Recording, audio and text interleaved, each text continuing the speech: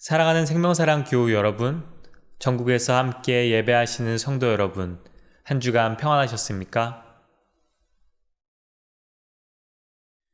오늘 예배에 참여하신 여러분 모두를 생명과 평화의 예수 그리스도의 이름으로 환영합니다. 오늘은 사순절 둘째 주일입니다. 사순절 기간 동안 매일 아침 출애굽기의 말씀으로 묵상을 진행하고 있습니다. 또 평화발자국과 탄소금식 실천에도 함께 해주시기를 바랍니다. 오늘 예배 후에는 죄직회가 있고 남신도회가 주관하는 대보름맞이 윷놀이 잔치가 있습니다. 시간이 되시는 분들은 꼭 참석해 주시기 바랍니다. 매주 지구를 위한 환경 실천을 함께 해오고 있습니다. 이번 주 함께 할 실천은 이메일함에 오래된 메일을 지웁시다입니다. 이메일함에 담겨있는 메일을 보관하기 위해서 데이터 센터에서 많은 전력을 소모한다고 합니다. 눈앞에 연기가 보이지 않기 때문에 무언가를 태워서 이 디지털 세계가 운영되고 있다는 사실을 우리는 잊곤 합니다. 습관적이고 무분별한 디지털 기기 사용을 한번 점검해 보시고 꼭 이메일함을 정리하는 습관을 들이시기 바랍니다. 태국 선교팀이 선교 활동을 잘 마치고 돌아왔습니다. 추후에 제작할 선교 보고 영상을 통해서 선교의 모습을 자세히 공유하도록 하겠습니다. 한문동 목사님의 태국 선교 일정으로 인해서 오늘 예배 인사는 제가 하고 또 설교는 안규식 목사님께서 해주십니다. 오늘 예배 가운데 하나님의 크신 사랑과 은혜를 누리시기 바랍니다. 이제 세 번의 징이 울릴 때 성부, 성자, 성령, 성삼위 하나님께서 베푸시는 하늘의 울림이 영과 진리로 예배하는 여러분에게 함께 하시기를 기원합니다.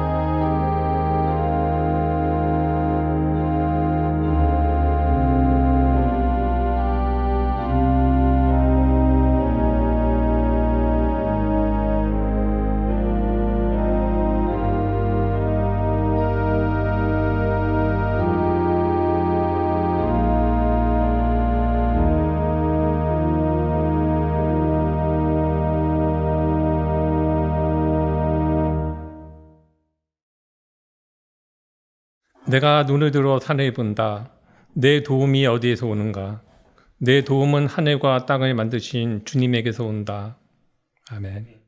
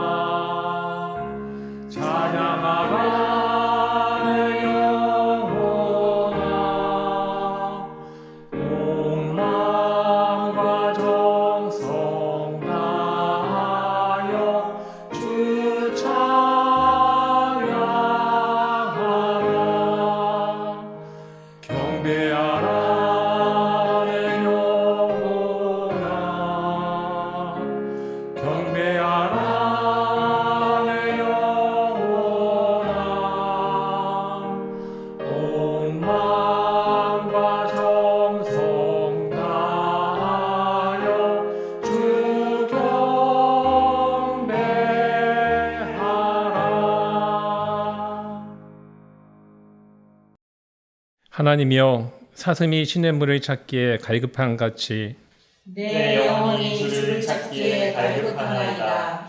내 영혼이 하나님 곧 살아계시는 하나님을 갈망하나니 내가 어느 때에 나아가서 하나님의 얼굴을 배울까?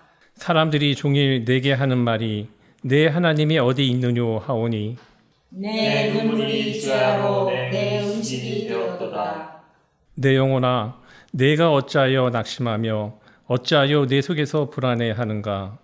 너는 하나님께 소망을 두라. 그가 나타나 도우심으로 말미암아 내가 여전히 찬송하리로다. 낮에는 여호와께서 그의 인자하심을 베푸시고 밤에는 그의 찬송이 내게 있어 생명의 하나님께 기도하리로다. 내 반석이신 하나님께 말하기를 어찌하여 나를 잊으셨나이까. 내가 어찌하여 원수의 압제로 말미암아 슬프게 다니나이까 하리로다. 내 뼈를 찌르는 칼같이 내 대적이 나를 비방하여 늘 내게 말하기를 내 하나님이 어디 있느냐 하도다. 내 영혼아 내가 어찌하여 낙심하며 어찌하여 내 속에서 불안해하는가. 너는 하나님께 소망을 두라. 나는 그가 나타나 도우심으로 말미암아 내 하나님을 여전히 찬송하리로다. 아멘.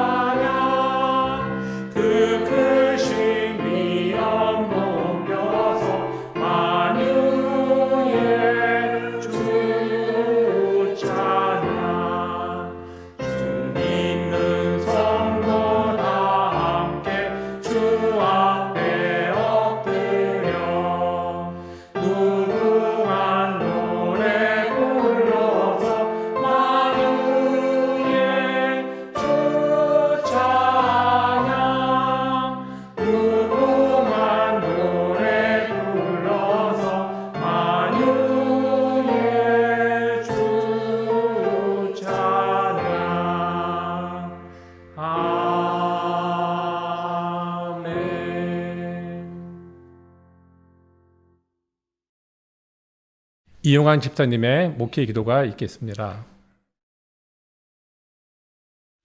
기도하시겠습니다. 사랑과 은혜가 많으신 주님, 오늘도 주님 전에 모여서 함께 예배 드릴 수 있게 하셔서 감사합니다. 지난주는 우리 생명사랑교회는 지역 주민들을 위한 연탄봉사와 태국의 단기 선교를 진행하였습니다. 어린아이부터 나이 많은 권사님들까지 여러 세대들이 모여서 어려운 지역 주민들을 위해 연탄을 나누는 시간을 보냈습니다.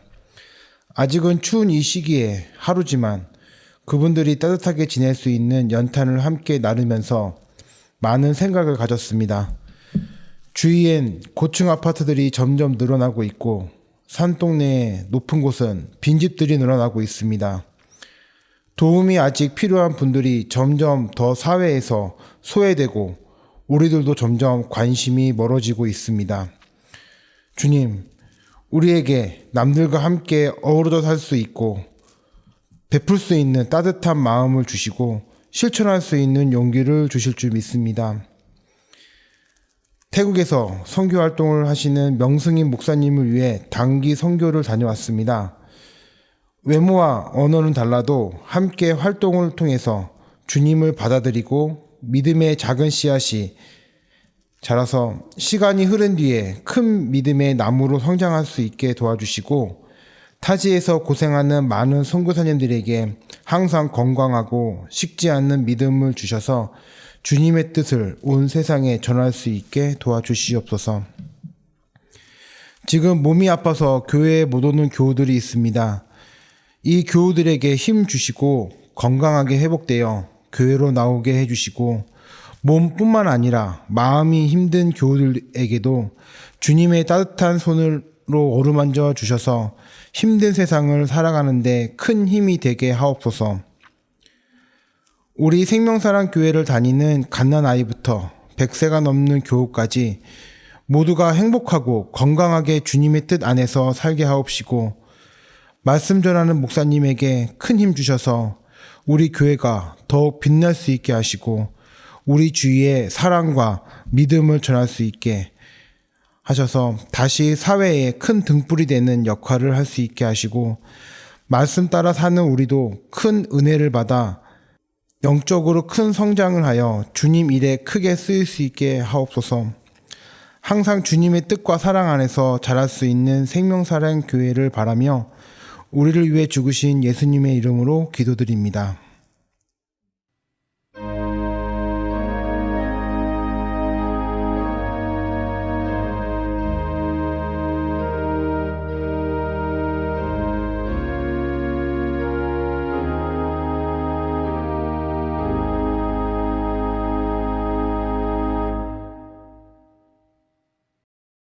사순절 둘째 주일 우리에게 주시는 성경 말씀은 요한복음서 14장 1절에서 12절 말씀입니다.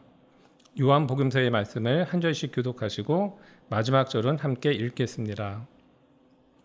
너희는 마음에 근심하지 말아라. 하나님을 믿고 또 나를 믿어라. 내 아버지의 집에는 있을 곳이 많다.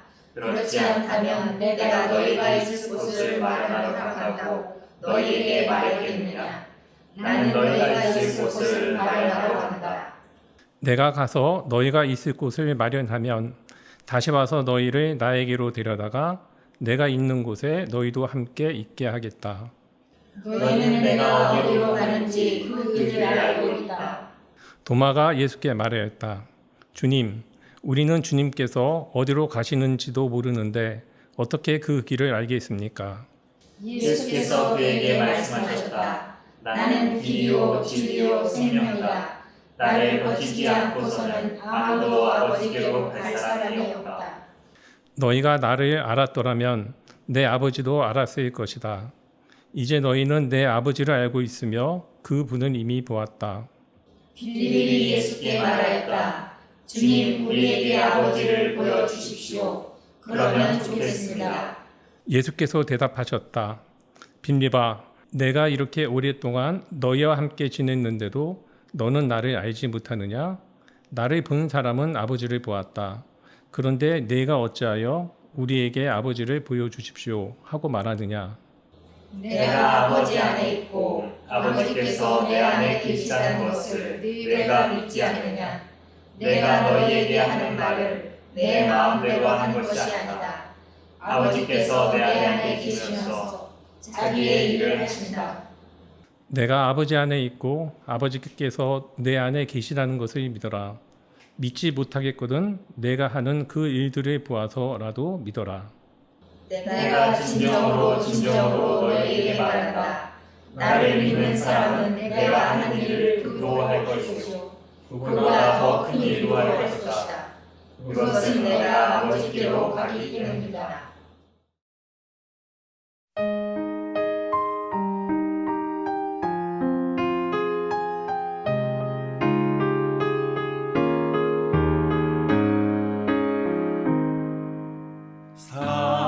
사랑으로 세상을 품으시고 따스하게 우리를 다독이시니 희망으로 사랑을 이끄시고 든든하게 우리를 밀어주시니 진리로 역사를 세우시고 밝고 맑게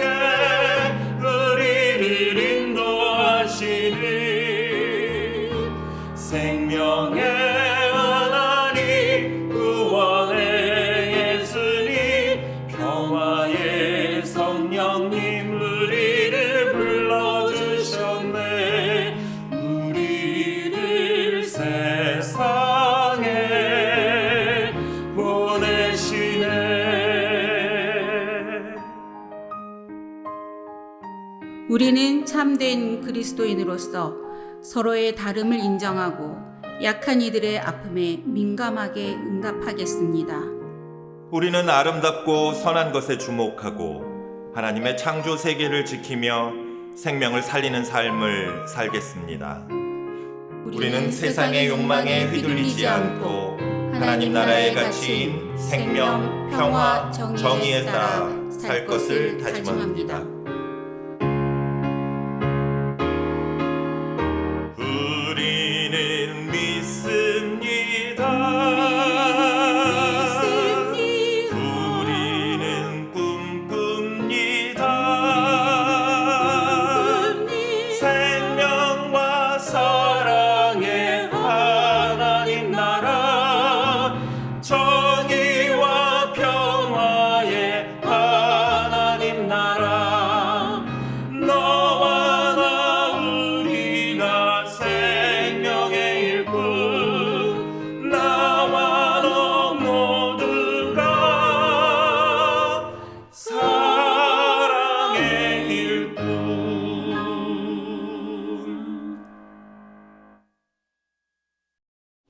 안규식 목사님이 우리가 가진 신앙의 기초라는 제목으로 말씀 전해 주시겠습니다. 사순절 두 번째 주일에 예수 그리스도를 깊이 알고 그분과 동행하는 은총이 여러분들에게 가득하시길 빕니다. 기독교를 설명하는 많은 여러 가지 표현이 있겠지만 저는 기독교를 시간의 종교라고 말씀드리고 싶습니다. 기독교는 1년을 여러 절기들로 구분하여 지킵니다. 예를 들면 예수님의 고난과 죽으심을 기억하며 참회하는 마음으로 부활절까지의 시간을 보내는 사순절과 같은 절기가 그러합니다. 이렇게 우리는 교회가 정한 시간을 따라서 그 시간에 들어야 할 여러 이야기들을 듣습니다. 그리고 우리는 하나님의 이야기, 예수님의 이야기, 그리고 예수의 길을 따르는 믿음의 사람들의 이야기 안에 우리 자신을 두고 그 시간의 흐름 속에 나를 맞추어 살아갑니다. 그렇게 우리는 기독교가 들려주는 커다란 이야기 속에서 우리 자신에 관한 이야기를 듣게 됩니다.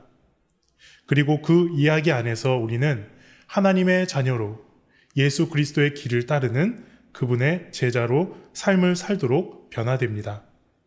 저는 오늘 예수님에 대한 이야기들 중 제자들과 이별하시기 전에 이들을 위로하시는 말씀을 통해서 우리가 가져야 할 신앙의 기초에 관해 말씀드리고자 합니다. 오늘 읽은 본문 말씀은 예수님이 공생애를 마치시고 이 세상을 떠나심을 알리는 말씀, 도마와 빌립의 질문, 그리고 예수님의 대답으로 이루어진 본문입니다. 요한복음은 다른 공관 복음서와는 달리 그 내용과 표현이 독특합니다. 내용이 매우 단순하면서도 동시에 그 뜻이 깊습니다. 요한복음 3장 16절처럼 어린아이들이 쉽게 외우고 이해할 수 있는 말씀도 있으면서 또 내가 아버지 안에 거하고 아버지는 내 안에 계신다는 말씀처럼 경험하지 않고서는 알아들을 수 없는 그런 말씀도 많습니다. 저는 오늘 설교 말씀 중 가장 먼저 등장하는 이 말씀 1절에 너희는 마음에 근심하지 말라 하나님을 믿으니 또 나를 믿으라는 구절을 읽으며 이것이 무슨 의미일까 하고 고민했습니다. 제자들은 무엇 때문에 근심하는 것이었을까?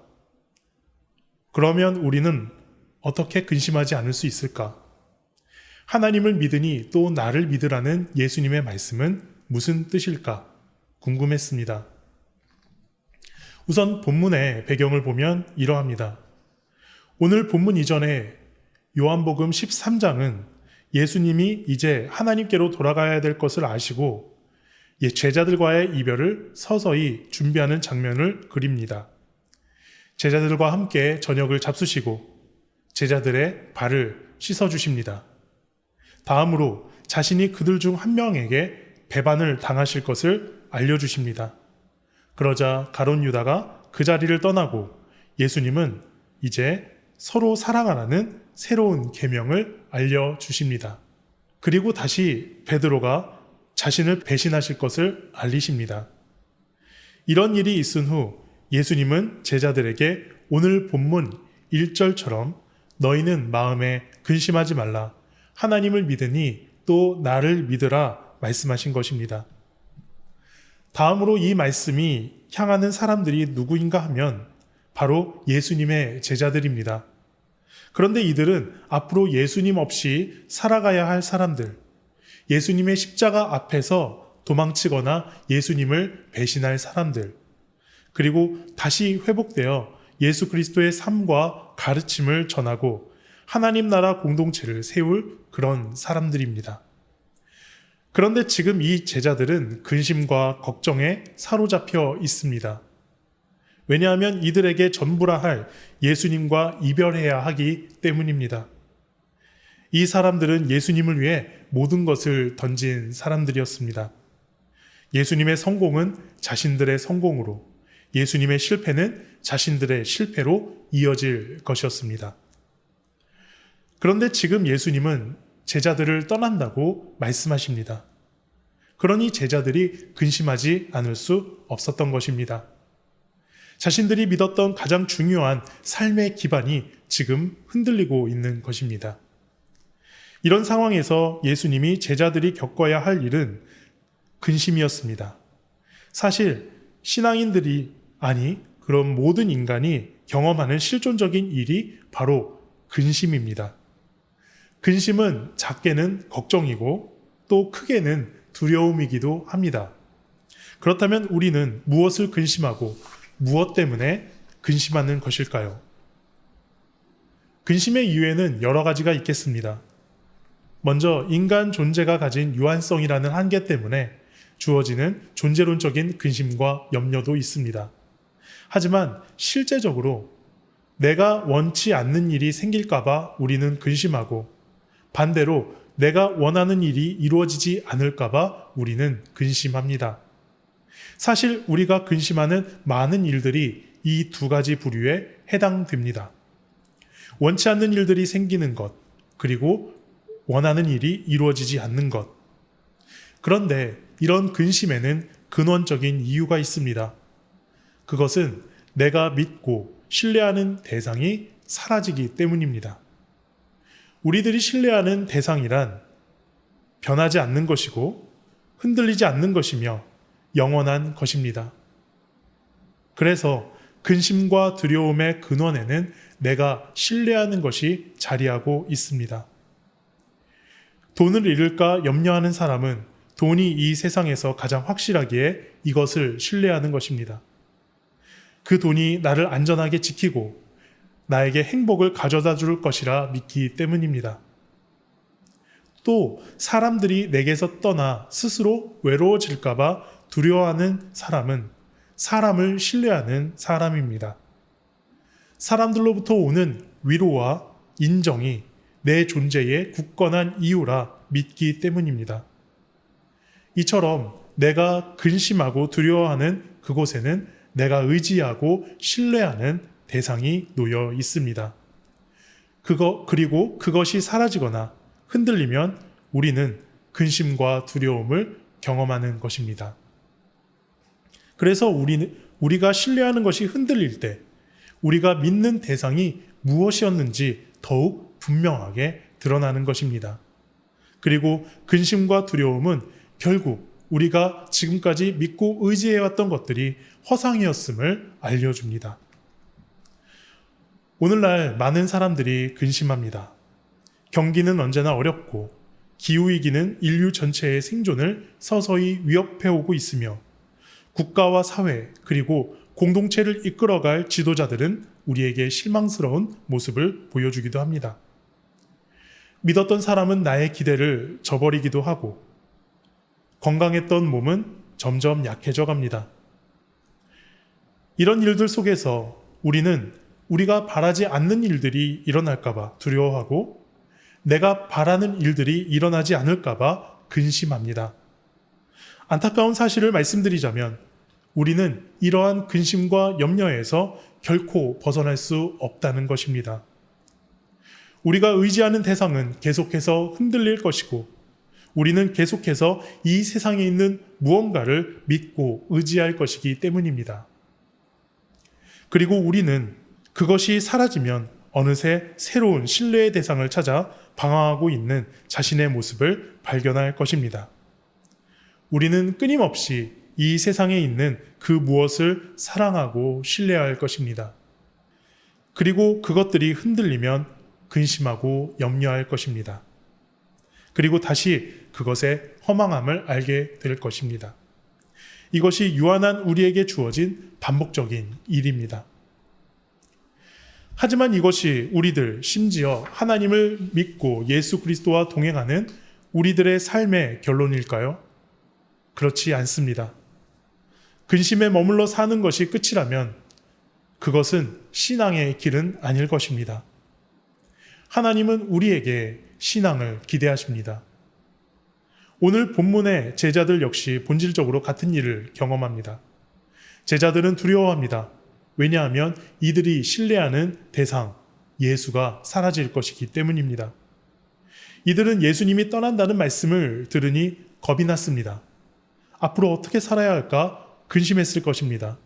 그리고 앞으로 남겨진 시간들이 두려움으로 다가왔을 것입니다. 지금까지 제자들은 예수님을 신뢰했던 것일까요? 만약 신뢰했다면 왜 이들은 예수님이 떠났다는 예수님의 말씀을 듣고 근심해야 했을까요? 어쩌면 이들은 예수님을 믿었다기보다 예수님과 함께 있으면서 예수님이 아닌 예수님에게서 오는 그 무엇으로부터의 안정을 찾았던 것이 아니었을까요? 어쩌면 제자들은 예수님 그분 자신보다 예수님을 소유하고 싶었던 것은 아니었을까요? 내가 이해하는 대로 움직이는 예수, 내 눈에 보이는 대로 옆에 붙잡아두고 좋은 것을 누릴 수 있도록 해주는 예수. 이런 예수는 예배와 신앙의 대상으로서 예수가 아니라 알라딘의 요술램프처럼 좋은 것을 주기에 소유하고픈 대상으로서의 예수일 것입니다. 소유의 대상이 가진 특징이 있습니다. 그것은 내 생각과 예측 안에 들어와야 한다는 것입니다. 그리고 내가 직접 만지고 경험할 수 있어야 합니다. 그런데 그러한 것은 예배와 믿음의 대상이 아니라 소유와 착취의 대상입니다. 오늘 본문에 나오는 도마와 빌립을 보면 이런 사실을 엿볼 수 있습니다. 도마는 오늘 본문 5절을 보면 확실하게 이해해야 믿는 사람이었고, 빌립은 8절을 보면 확실하게 경험해야 만족해야 하는 사람이었습니다. 이들은 눈에 보여야, 그리고 자신의 생각으로 이해가 되어야 신뢰를 했던 사람이었던 것입니다. 이들은 이해할 수 있고 눈으로 보이는 확실한 예수를 소유하고자 했습니다. 그러나 이것은 믿음이 아니라 소유이고 통제입니다. 확실성은 믿음 이후에 오는 것이지 믿음 이전에 오지 않습니다. 그리고 믿음은 불확실함 속에서 나의 생각과 욕망을 비우는 것이지 소유하고 조종함으로써 나의 욕망을 채우는 것이 아닙니다. 그래서 아우구스티누스는 이해할 수 없어야 하나님을 사랑할 수 있다고 말했습니다. 오히려 보이지 않고 알 수 없는 하나님이어야 우리가 예배하고 찬송할 수 있는 하나님이라고 이해했던 것입니다. 신앙의 길이란 이런 것입니다. 이제 우리 앞에 두 가지 길이 놓여 있습니다. 하나는 소유함에서 오는 근심과 염려, 두려움이고, 다른 하나는 나의 바람과 생각을 비우는 신앙과 믿음의 길입니다. 이제 예수님은 이들에게, 그리고 우리에게 그 신앙의 기초가 무엇인지를 알려주십니다. 저는 본문을 통해서 우리 신앙의 기초인 두 가지를 말씀드리고자 합니다. 첫 번째입니다. 우리가 가진 신앙의 기초는 바로 하나님과의 깊은 교제라는 것입니다. 예수님은 근심하는 제자들에게 이렇게 말씀해 주셨습니다. 1절부터 3절까지입니다. 너희는 마음에 근심하지 말라. 하나님을 믿으니 또 나를 믿으라. 내 아버지 집에 거할 것이 많도다. 그렇지 않으면 너희에게 일렀으리라.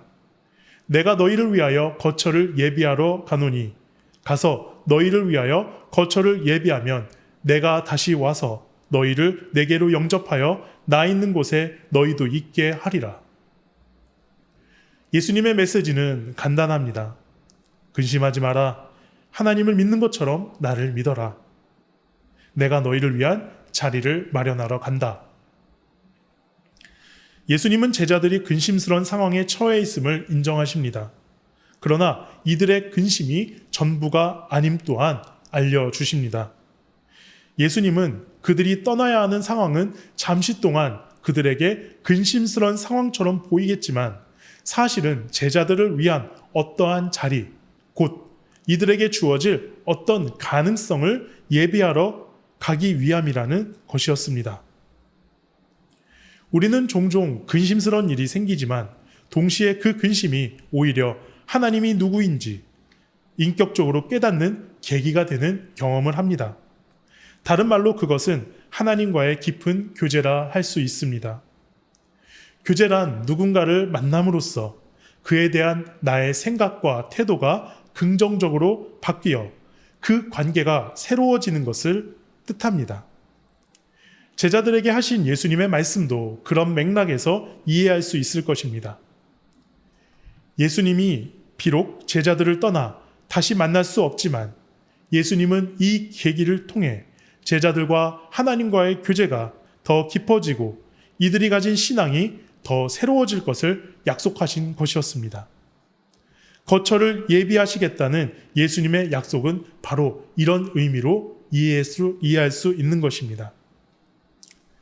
근심과 두려움은 그동안 우리가 신뢰했던 것이 무엇인지를 드러낼 것입니다. 그것들이 결국에는 사라져버릴 것, 허망한 것임을 알 때 우리는 우리를 향해 말씀하시는 하나님의 음성을 듣게 될 것입니다. 우리가 가진 신앙의 기초가 바로 여기 있습니다. 근심은 깨어진 우리 삶과 이 세계가 가지고 있을 수밖에 없는 그 균열에서 나옵니다. 그러나 우리는 그 균열과 깨어짐에서 이 세계 너머로 우리를 향해 자신을 드러내시는 하나님의 얼굴에서 나오는 은총의 빛을 보게 됩니다. 오늘날 우리들은 너무 질주하는 인생을 살고 있습니다. 그것이 자발적이든 아니면 어쩔 수 없이 떠밀려 그렇게 되었든 우리에게는 우리를 멈춰서게 할, 그리고 진정한 생명의 삶을 깨닫게 할 시간이 필요합니다. 이렇게 일그러진 우리들의 삶이 가진 균열이 근심과 두려움이고 이 균열 사이로 하나님은 그 은총의 빛을 비춥니다.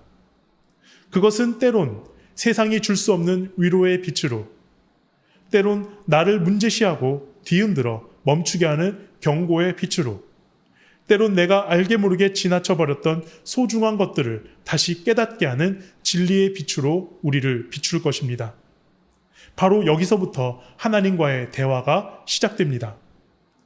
지금 우리가 무엇을 두려워하든, 무엇을 걱정하고 근심하든 그것을 통해서 우리는 하나님과의 교제를 더 깊이 할 것이고, 이로써 우리 인생과 삶을 참되고 선하고 아름답게 세워나갈 은총을 되찾을 수 있을 것입니다.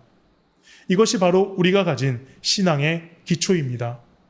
이 기초 위에서 우리는 근심하나 거기에 머물러 있지 않고 우리의 삶을 견고하게 다시 세워나갈 수 있는 것입니다. 우리에게 주어진 신앙의 두 번째 기초는 바로 사랑과 섬김의 삶입니다. 예수님은 제자들에게 하나님을 믿으니 또 나를 믿으라 말씀하셨고, 예수님이 어디로 가든지를 묻는 도마의 질문에 내가 곧 길이요 진리요 생명이니 나를 말미암지 않고는 아버지께로 올 자가 없느니라고 말씀하셨습니다. 또한 아버지를 보여달라는 빌립의 질문에 나를 본 자는 아버지를 본 것이고, 예수님이 아버지 안에, 아버지가 예수님 안에 계신 것을 왜 믿지 못하느냐 질문하십니다. 우선 예수님은 하나님을 믿는 믿음과 예수님을 믿는 믿음이 하나임을 알려주셨습니다. 예수님이 보여주신 삶의 길을 믿고 따르는 자는 하나님이 주시는 영원한 생명의 삶을 누리게 된다는 것입니다. 그렇다면 도대체 예수님의 길이 무엇이었을까요?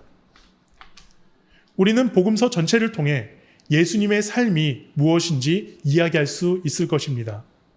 그러나 저는 예수님이 자신의 마지막을 준비하시면서 보여주신 몇 가지 일들이 그분의 모든 삶을 매우 압축적으로 보여준다 생각합니다. 그것은 앞서 요한복음 13장에서 제자들의 발을 씻어주신 일, 바로 낮아짐으로 섬기는 일입니다. 그리고 다음으로 이어진 것이 서로 사랑하라는 예수님의 마지막 분부입니다. 이러한 섬김과 사랑의 삶이 우리가 가진 신앙의 기초입니다. 그런데 우리가 섬김과 사랑의 삶을 살 때 기억해야 할 것이 있습니다.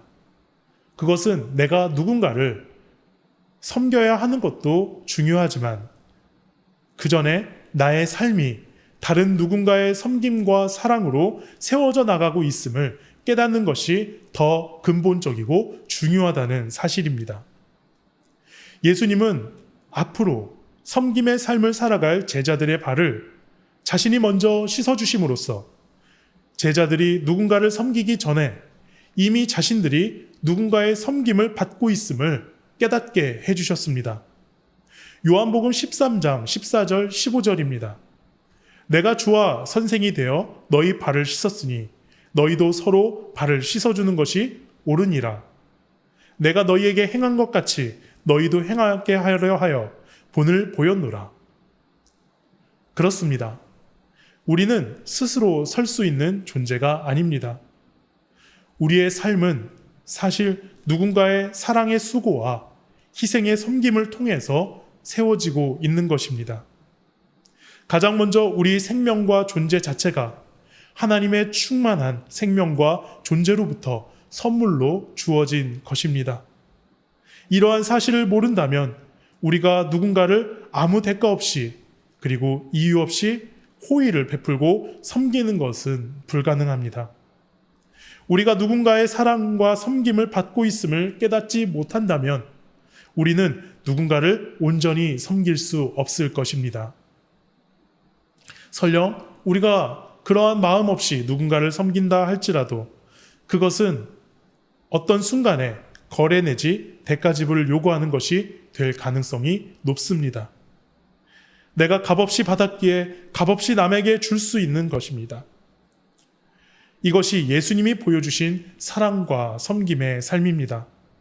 우리는 이 신앙의 기초 위에 서서 삶을 선물로 받음을 감사하며 그 사랑으로 섬기고 사랑해야 합니다.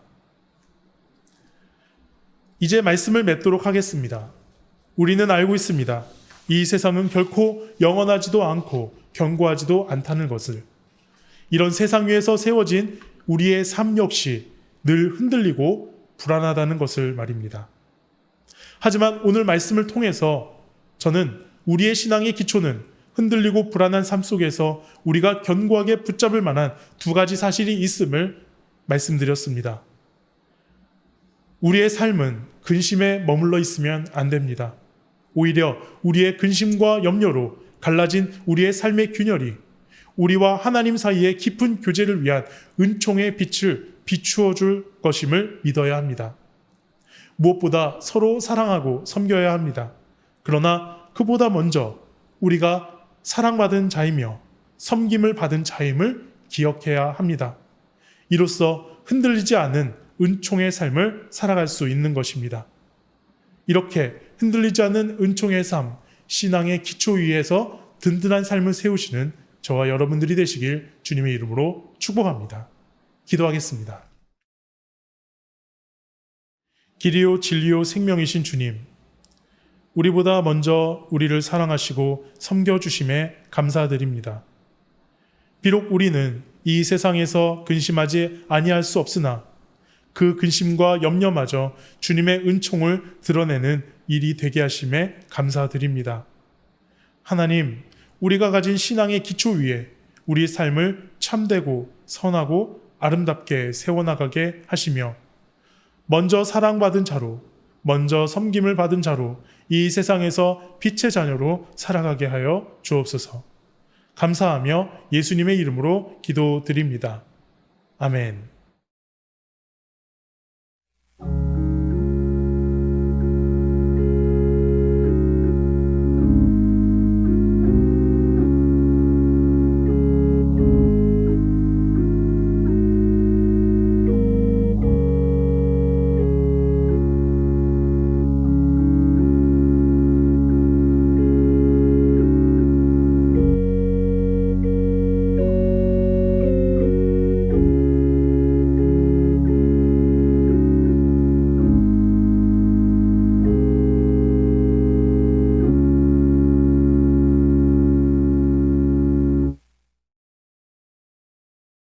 사도신경으로 우리의 신앙을 고백하겠습니다.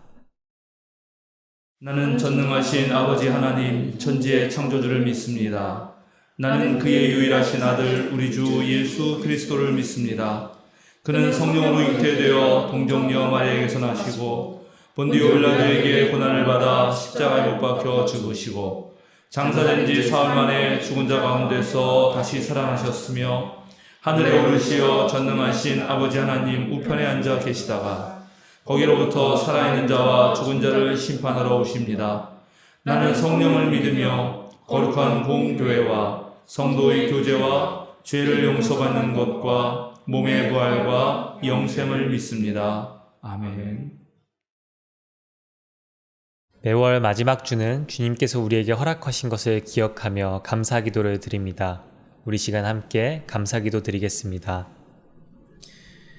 자비하신 주님, 혼탁한 시류 속에서도 당신의 순결한 말씀으로 저희의 영혼을 맑게 하시니 감사드립니다.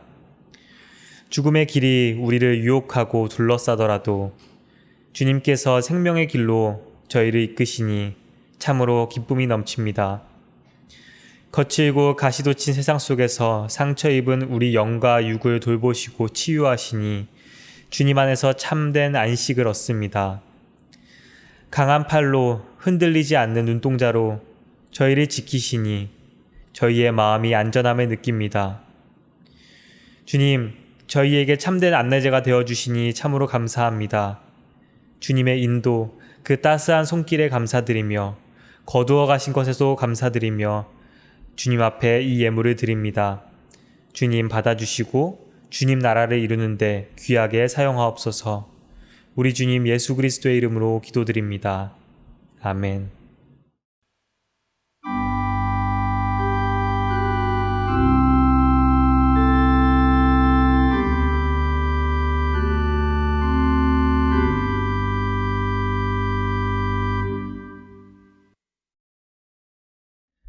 보냄 찬송 412장 내 영혼의 그 귀 깊은 데서 함께 찬양하겠습니다.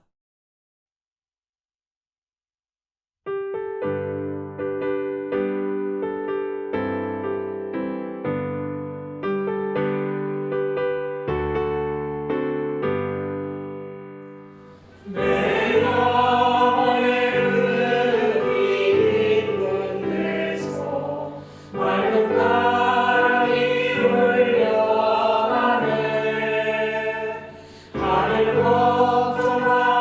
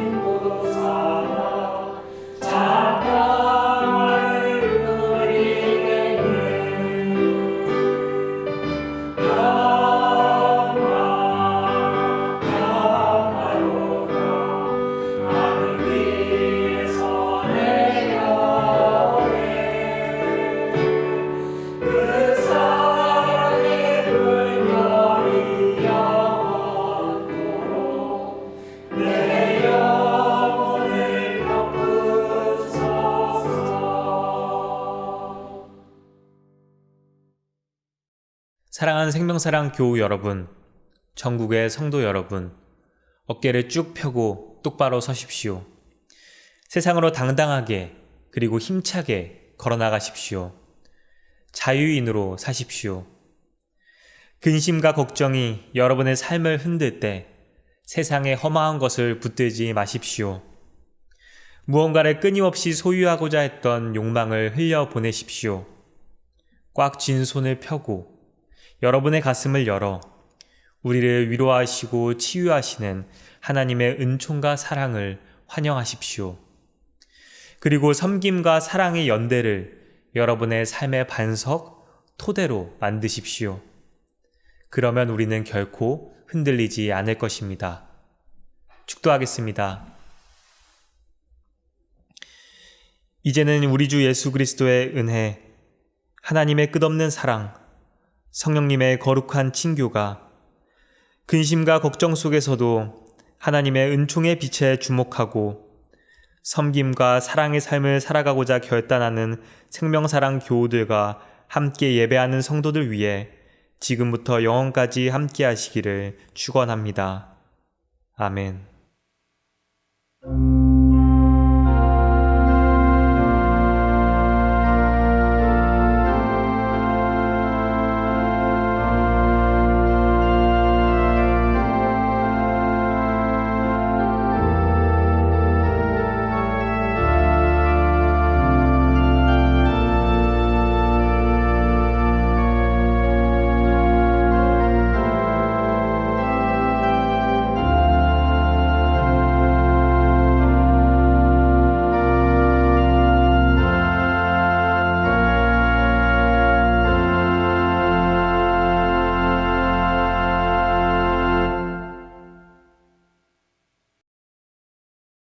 사김과 알림 시간입니다.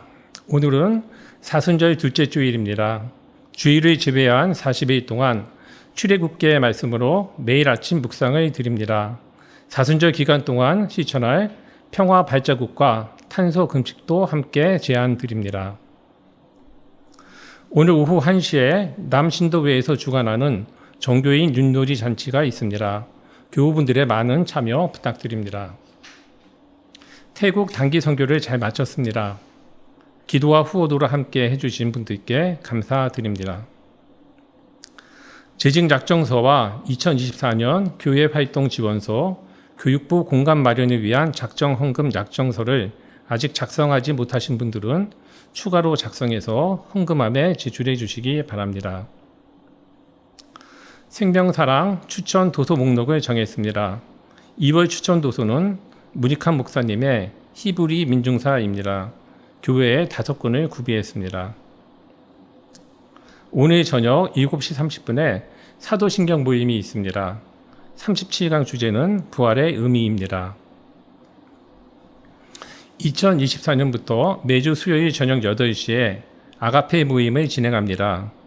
2월 28일 수요일에는 아가페 4모둠이 모입니다. 주제는 경청과 이해의 공동체를 위한 안전한 대화법입니다. 3월 1일 금요일 오전 6시에 월삭 기도회가 있겠습니다. 2월 목회 운영위원회는 다른 목회 일정을 고려해서 3월 3일 주일에 진행하겠습니다. 2024년 1학기 장학금 신청을 받습니다. 대여 장학금과 근로 장학금이 있고 신청 기준은 본 교회 등록한 지 1년 이상 된 교인 및 교인의 자녀로서 장학금 지급을 필요로 하는 대학생과 청년입니다. 자세한 안내와 신청을 원하시는 분들은 교육실로 연락 주시기 바랍니다. 3월 12일 주일까지 신청을 받겠습니다. 자기 진로를 찾기 위해 노력하는 수험생을 위해 함께 마음을 모아주시기 바랍니다. 다음 주 생일자는 26일 김기롱 장로, 28일 한성규 성도, 3월 1일 황은영 목사, 3월 2일 강민아 성도입니다. 오늘 함께 예배 드릴 수 있어서 감사드립니다. 오늘 함께 누린 은혜가 한 주간 힘이 되길 원하며 한 주간 평안하시길 바랍니다. 감사합니다.